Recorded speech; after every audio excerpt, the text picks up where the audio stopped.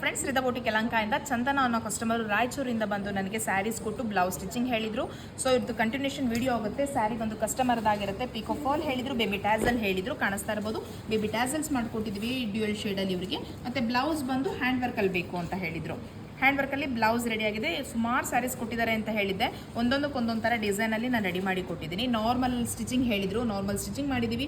Front ಬಂದು round neck ಹೇಳಿದರು. ಅವ್ರ ಮೆಜರ್ಮೆಂಟ್ ಪ್ರಕಾರ ಡೀಪ್ ತೊಗೊಂಡು ಇಲ್ಲಿ ವರ್ಕ್ ಕಾಣಿಸ್ತಾ ಇರ್ಬೋದು. ಸ್ಯಾರಿ ಪೀಚ್ ಪಿಂಕ್ ಇದೆ, ಅದಕ್ಕೆ ಮ್ಯಾಚ್ ಆಗೋತಿರೋದು ಈ ಥರ ಜಸ್ಟ್ ಬುಟಾಸ್ ಕೊಡ್ತಾ ಹೋಗಿದ್ದೀನಿ. ಬಳ್ಳಿ ಟೈಪಲ್ಲಿ ಈ ಥರ ಆರ್ಚ್ ಸ್ಕ್ಯಾಲಪ್ಪಲ್ಲಿ ಬಳ್ಳಿಸ್ ಕೊಡ್ತಾ ಹೋಗಿದ್ದೀನಿ.